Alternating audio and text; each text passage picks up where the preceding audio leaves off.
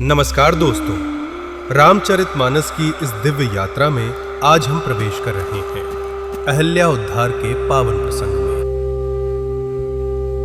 यह कथा सिर्फ एक शाप की नहीं, ये कथा है पवित्रता, करुणा, क्षमा और मोक्ष की। ये वो क्षण है जब मानव रूप में विराट ईश्वरीय करुणा धरती पर झलकती है। तो आइए चलते हैं महर्षि गौतम के आश्रम की ओर, जहां एक तपस्विनी अहल्या शापग्रस्त होकर वर्षों से प्रतीक्षा कर रही है उस दिव्य स्पर्श की जो उसे पुनः जीवन देगा।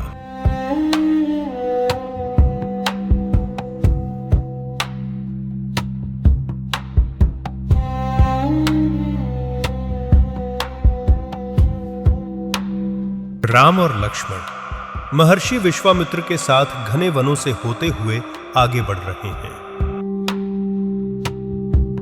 लेकिन विश्वामित्र के चेहरे पर गहरी गंभीरता है। वनों का मार्ग शांत दिखाई देता था, पर भीतर कई रहस्य छिपे थे। राम अपनी दिव्य शांति से और लक्ष्मण अपनी सतर्कता से ऋषि की सेवा में आगे बढ़ते रहे। चलते चलते अचानक विश्वामित्र रुकते हैं। उनकी आंखें दूर किसी दिशा में टिकी होती हैं, जैसे किसी अदृश्य पीड़ा को महसूस कर रहे हों। गुरुदेव, आप रुके क्यों? यहीं कहीं पास में एक ऐसा स्थान है जहां एक महान तपस्विनी सालों से दर्द और प्रतीक्षा में बंधी है। राम शांत खड़े रहे, लेकिन उनकी आंखों में जानने की उत्सुकता साफ दिखाई दे रही थी।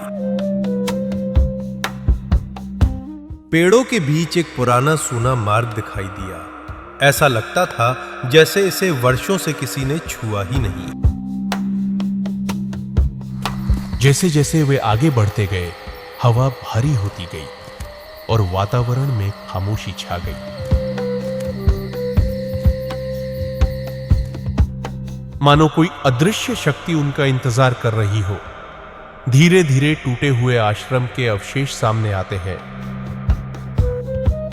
यह है महर्षि गौतम का आश्रम और यहीं अहल्या का शापित निवास है।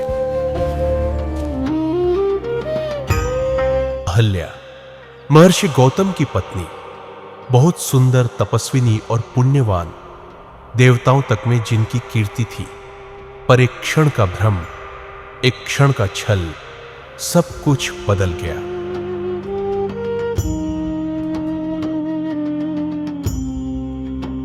देवेंद्र अहंकार के कारण अहल्या के सौंदर्य पर मोहित हो गए। उस दिन महर्षि गौतम तप में थे और इंद्र ने उनका वेश धारण कर आश्रम में प्रवेश किया। अहल्या भ्रमित हो गई। उसी क्षण असली गौतम प्रकट हो गए।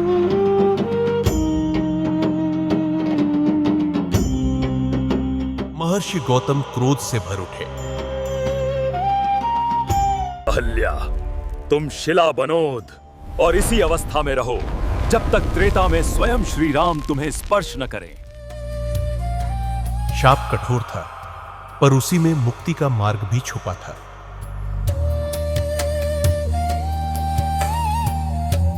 राम, यही वो स्थान है जहां अहल्या आज भी आपके दिव्य स्पर्श की प्रतीक्षा कर रही हैं।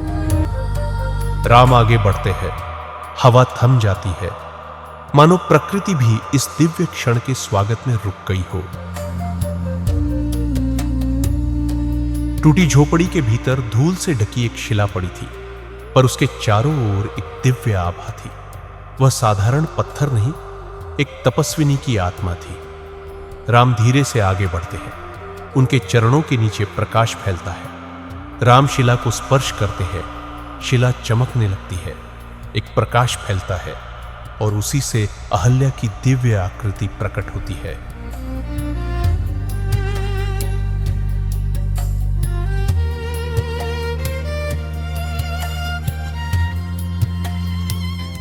अहल्या राम के चरणों में गिर जाती।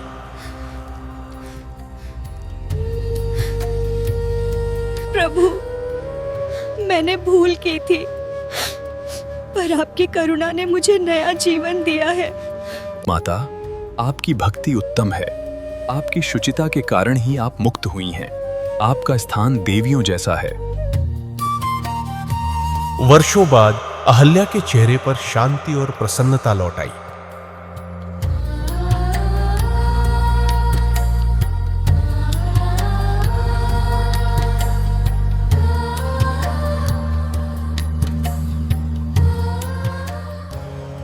प्रभु, आपकी कृपा से मेरा आश्रम फिर पवित्र हुआ। अहल्या, तुम्हारा कष्ट अब समाप्त हुआ।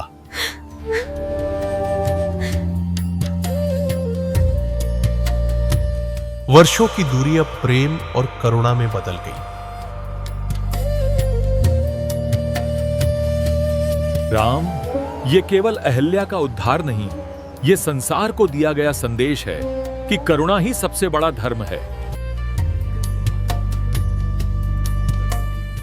राम, लक्ष्मण और विश्वामित्र आगे यात्रा पर निकलते हैं जनकपुर की ओर, जहां अगला अध्याय उनका इंतजार कर रहा है, सीता स्वयंवर।